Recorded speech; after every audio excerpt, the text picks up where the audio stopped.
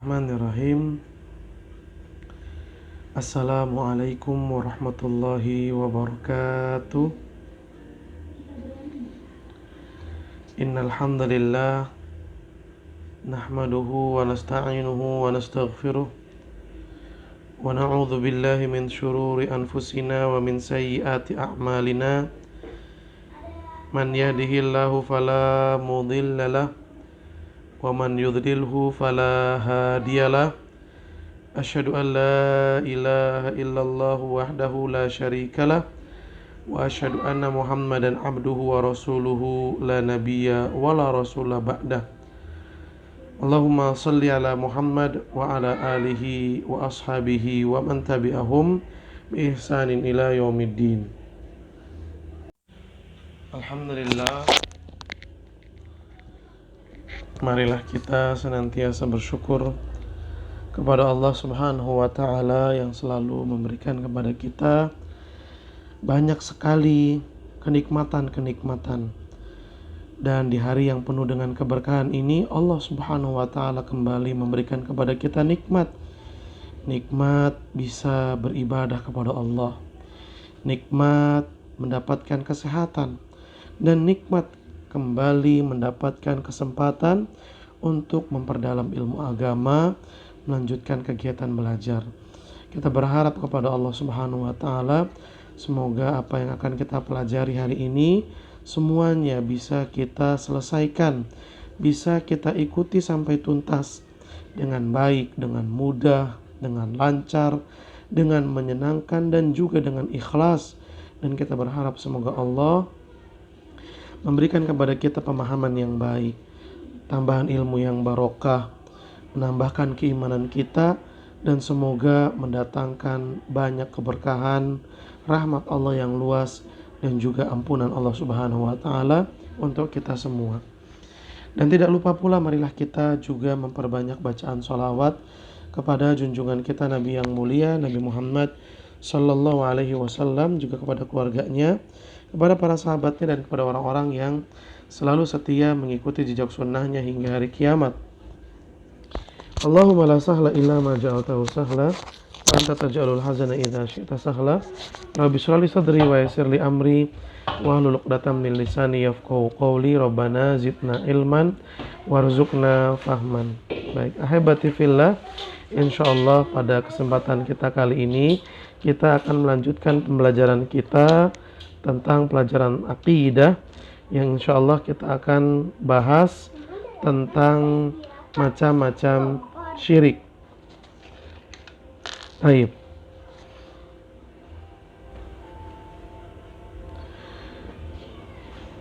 Di dalam kitab Tauhid jilid yang ketiga disebutkan, ya, silahkan dibuka bab tentang syirik dan lanjut ke anwa'u syirik, macam-macam syirik.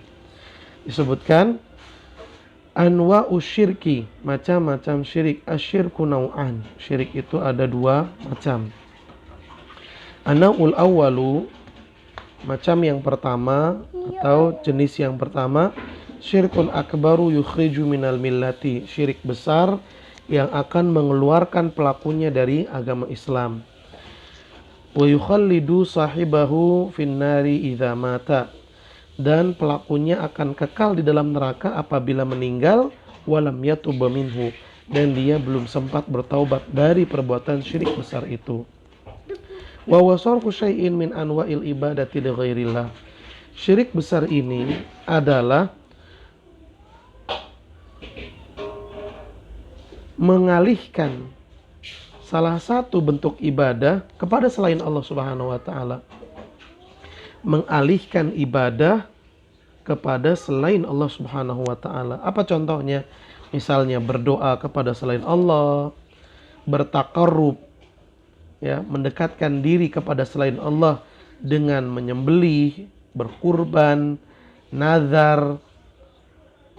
Contohnya mendekatkan diri kepada kubur, jin, dan setan. Begitu pula termasuk di antara ibadah adalah rasa takut dari orang-orang, ya. Rasa takut termasuk dari ibadah adalah rasa takut Dan rasa takut yang bernilai atau menjadi syirik besar, rasa takut dianggap sebagai syirik besar apabila rasa takutnya itu bukan karena Allah, bukan kepada Allah, tapi rasa takutnya itu kepada orang-orang yang sudah meninggal, rasa takut kepada jin, rasa takut kepada setan, takut apabila orang yang mati, jin atau setan akan mencelakainya atau melukainya. Takut yang seperti ini termasuk juga bagian dari syirik besar. Kemudian juga termasuk dari syirik besar adalah berharap kepada selain Allah, di mana harapan tersebut sesungguhnya hanya bisa diwujudkan oleh Allah Subhanahu wa taala saja. Harapan terkait dengan kebutuhannya terpenuhi, cobaan, ujian atau musibahnya dihilangkan. Dan kebanyakan yang terjadi di zaman sekarang ini adalah orang-orang mendatangi kuburan-kuburan yang dianggap keramat. Kuburan wali, kuburan orang soleh, kuburan yang dianggap keramat yang bisa menjawab doa, mengabulkan permintaan. Ini banyak dilakukan oleh zaman sekarang dan itu semua termasuk dari perbuatan syirik besar. Allah Subhanahu wa taala berfirman di dalam surat Yunus ayat 18. Wa ya'buduna min dunillahi ma la yadhurruhum wa la yanfa'uhum wa yaquluna haula'i syufa'auna indallah. Orang-orang musyrik itu, kata Allah Subhanahu wa taala, mereka beribadah menyembah kepada selain Allah. Padahal sesuatu yang mereka sembah itu tidak bisa mencelakai mereka, tidak bisa memberikan manfaat kepada mereka. Tapi ketika mereka diajarkan yang benar, mereka malah mengatakan sesungguhnya yang kami sembah ini adalah sesuatu yang menjadi perantara antara kami dengan Allah Subhanahu wa taala. Ini Allah Subhanahu wa taala jelaskan bahwa yang demikian itu adalah salah dan keliru. Jadi kesimpulannya ahibati fillah, bahwa jenis syirik yang pertama adalah syirik besar. Dan syirik besar ini hukumannya adalah pelakunya keluar dari agama Islam atau dikenal dengan istilah murtad.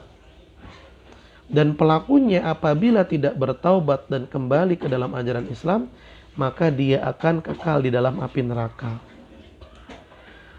Apa bentuk syirik besar? Bentuk syirik besar ialah mengalihkan, memalingkan peribadatan yang seharusnya untuk Allah tapi ditujukan kepada selain Allah. Tadi contohnya adalah berdoa. Ini sejatinya hanya untuk Allah. Maka siapa yang berdoa kepada selain Allah, syirik besar. Contoh yang banyak gak dirasa sama kaum muslimin zaman sekarang dan dianggap benar, padahal syirik besar. Contohnya adalah berdoa kepada Nabi Muhammad SAW. Ya Rasulullah, jadikan bisnis saya lancar. Ya Rasulullah, jadikanlah dagangan saya laris. Ya Rasulullah, jadikan keluarga saya yang sakit sembuh. Ya Rasulullah, hilangkan musibah. Doa kepada Nabi Muhammad SAW pun termasuk perbuatan syirik. Kenapa? Karena Nabi Muhammad SAW sudah meninggal dunia. Dan yang bisa mengabulkan doa hanya Allah Subhanahu wa ta'ala. Ingat, Nabi Muhammad itu hanyalah hamba Allah, manusia. Sama kayak kita, hanya saja beliau diberikan keistimewaan yaitu kerasulan dan kenabian, tidak lebih dari itu. Tetap yang menjadi Tuhan, yang bisa mengabulkan doa hanya Allah Subhanahu wa ta'ala. Kemudian di antara bentuk syirik besar adalah mendekatkan diri dengan berkurban, dengan nazar kepada selain Allah. Contoh misalnya, ya, ada petani-petani yang ketika panen besar mereka langsung menyembelih kerbau. Lalu kepala kerbaunya itu ditanam di sekitaran sawah mereka dan mereka mengatakan kepala kerbau ini kami tunjukkan kepada penghuni sawah ini supaya dia selalu membuat sawah kami ini subur. Atau seperti yang dilakukan oleh sebagian para nelayan, ketika mereka mendapatkan tangkapan ikan yang banyak, mereka pun segera menyembelih kepala kerbau lalu dihanyutkan kerbau tersebut ke lautan dan mengatakan persembahan ini untuk penghuni lautan ini. Ini termasuk syirik atau nazar, janji. Contohnya begini kepada orang yang datang ke kuburan. Wahai Mbah Fulan, tolong anak saya sakit, sembuhkan dia, hilangkan sakitnya. Kalau misalnya engkau sembuhkan, saya janji nanti saya datang lagi ke kuburan ini bawa orang, ya, sambil membawa makanan-makanan yang enak. Ini nazar, ini keliru, tidak boleh kita berkurban, tidak boleh kita bernazar kecuali untuk Allah Subhanahu wa taala. Kemudian juga rasa takut. Rasa takut yang dimaksud di sini adalah rasa takut yang membuat kita jadi tunduk, patuh dan taat. Ya. Rasa takut ini sejatinya ibadah dan hanya boleh ditunjukkan kepada Allah. Maka kalau rasa takut seperti ini ditunjukkan kepada selain Allah, jatuhnya menjadi syirik besar. Contoh nih, manusia memang takut dengan gelap, manusia memang takut dengan sepi, itu wajar. Tapi kalau rasa takut itu menghalangkan dia dari beribadah kepada Allah, nah ini berarti dia lebih takut kepada selain Allah daripada Allah Subhanahu wa taala. Ya, harus dihindarkan. Takut sama orang yang sudah meninggal. Contohnya, kalau ada rumah ya dijual, tapi rumah tersebut dulunya pernah ada orang gantung diri, jadi nggak mau beli, takut rohnya gentayangan. Ini salah, ya, dan harus dirubah, harus dikuatkan. Takut kepada jin, takut kepada setan, ini salah ahibati fillah. Takut kalau mereka mencelakakan kita, takut kalau mereka melukai kita, salah. Nabi SAW mengatakan, ya, kalau misalnya rumah, ketika kita masuk ke dalam rumah, kita mengucapkan assalamualaikum, lalu kita tutup pintu, tutup jendela dengan mengucapkan bismillah, setan-setan dan jin-jin yang jahat akan berkata kepada teman-temannya, tidak ada tempat istirahat buat kalian di rumah ini, karena rumah ini udah Allah Subhanahu wa taala lindungi. Bahkan kalau kita tersandung, jatuh, kemudian kita mengumpat, mengucapkan kalimat-kalimat kasar, justru pada saat itu setan akan menjadi besar. Tapi kalau kita beristighfar, kita berzikir kepada Allah, kita berlindung kepada Allah dari godaan setan, maka kata Nabi SAW, setan akan menjadi kecil, bahkan lebih kecil daripada lalat. Artinya apa? Kalau kita menjalankan syariat Islam, maka kita yang lebih kuat. Kapan manusia terkalahkan oleh jin dan setan? Ketika dia jauh dari ajaran agamanya. Contoh misalnya takut ke kamar mandi sendirian. Ingat kata Nabi SAW, siapa yang ketika mau masuk kamar mandi mengucapkan bismillah, Allahumma inni a'udzubika minal khubuthi wal khubaith, maka setan gak bisa ngelihat dia. Setan jadi buta dari melihat dia, gak bisa ngelihat. Nah kalau gak bisa ngelihat, gimana cara ngegodanya? Orang setan gak bisa ngelihat, jadi buta pandangannya. Ini dia ahibati fillah yang harus kita pahami. Sejatinya yang membuat kita jadi takut, ya jadi penakut karena tontonan-tontonan yang kita konsumsi. Lihat kalau misalnya kita nanti berkunjung ke tanah Arab, misalnya, ya, kita berkunjung ke Palestina, lihat anak-anak di sana nggak ada yang namanya takut sama setan. Bahkan mereka pun ketika bermain, mereka kadang bermain di tanah pemakaman. Bahkan malam pun demikian, nggak ada rasa takut karena mereka tidak dicuci pemikirannya oleh film-film horor. Baik, ahibati fillah. Kemudian Allah Subhanahu wa taala menerangkan tentang kesalahan yang dilakukan oleh orang-orang musyrik, yaitu mereka menyangkal bahwa ibadah mereka, sesuatu yang mereka sembah, itu hanya menjadi perantara. Sejatinya mereka tetap menyembah Allah, cuman mereka butuh perantara. Namun yang demikian itu salah, karena Allah Subhanahu wa taala telah menjelaskan bahwa beribadah kepada Allah itu nggak perlu perantara. Jadi langsung antara manusia, antara hamba dengan Allah Subhanahu wa taala. Kemudian yang kedua, ahibati fillah, an-nau'utsani. Jenis yang kedua yaitu syirkun asgor.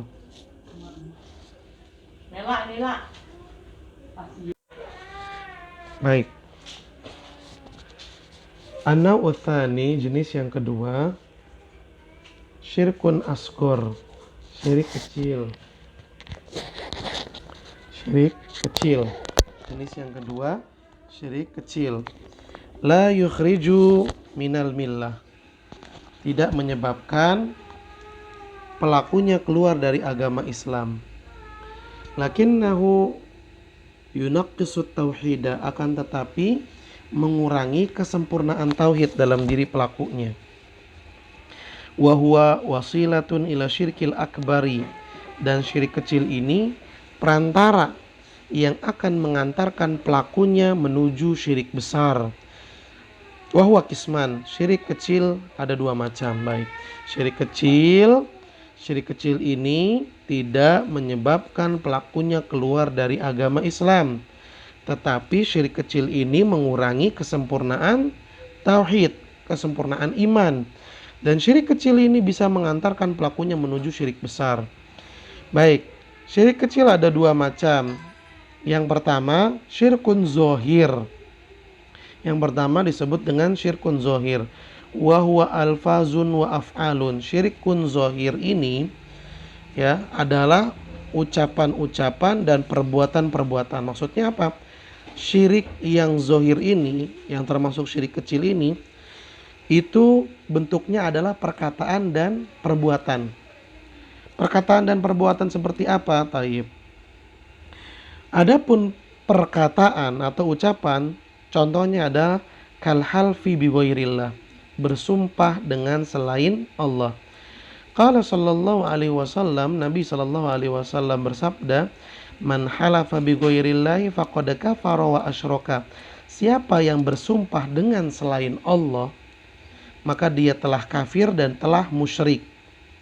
Wa qauluhu, dan juga sabda Nabi sallallahu alaihi wasallam, wa qauluhu sallallahu alaihi wasallam wa qauluhu, dan perkataan seorang sahabat, masya Allah wa syi'ta, ya, masya Allah wa syi'ta, artinya masya Allah wa masya'a Rasulullah, sesuai dengan kehendak Allah dan sesuai dengan kehendakmu wahai Rasulullah. Qala sallallahu alaihi wasallam, maka Nabi sallallahu alaihi wasallam mengomentari sahabat yang berkata seperti itu. Lima qala rajulun masya Allah wa syi'ta. Kenapa engkau mengatakan masya Allah wa syi'ta? Sesuai dengan kehendak Allah dan sesuai dengan kehendakmu. Faqala, lalu Nabi sallallahu alaihi wasallam mengatakan, aja'altani lillahi niddan, apakah engkau menjadikan aku sebagai tandingan bagi Allah? Apakah engkau menjadikan aku sama seperti Allah? Qul masya Allah wahdah, maka katakan saja masya Allah. Nah ini. Kemudian wa qaulun, dan perkataan laulallah wa fulan, kalau bukan karena Allah dan bukan karena si fulan. Wassawabu an yuqal, yang benar cukup mengatakan masya Allah laulallah thumma fulan, kalau bukan karena Allah kemudian karena si fulan. Ya, jangan dikatakan kalau bukan karena Allah dan karena fulan, karena kalimat dan itu menyamakan antara Allah dengan makhluknya, ini tidak boleh. Tapi yang benar, kalau bukan karena Allah kemudian karena fulan, berarti Allah lebih tinggi. Dengan kata kemudian menunjukkan Allah lebih tinggi.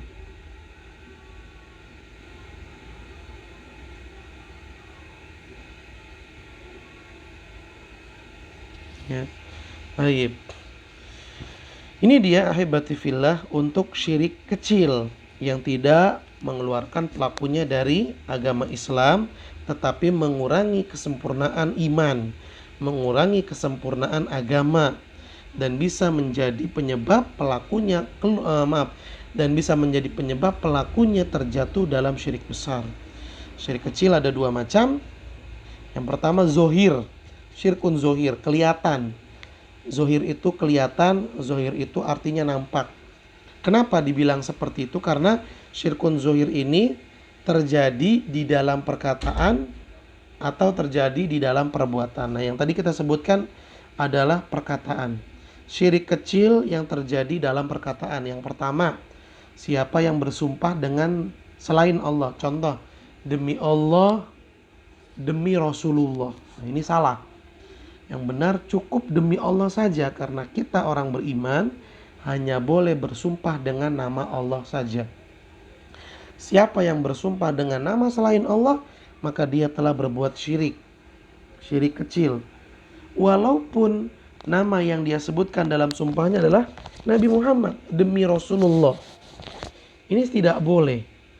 Karena Nabi sendiri yang mengatakan, siapa yang bersumpah dengan selain Allah, maka dia telah kufur, telah kafir, dan telah syirik. Kemudian ungkapan yang mengandung syirik juga adalah mengatakan Masya Allah wa syi'ta. Ini biasanya mungkin untuk orang yang dianggap agung, orang yang dianggap pemimpin, orang yang dianggap tua, raja misalnya. Ya. Sesuai dengan kehendak Allah dan sesuai dengan kehendakmu wahai Tuanku. Ini salah, ini syirik.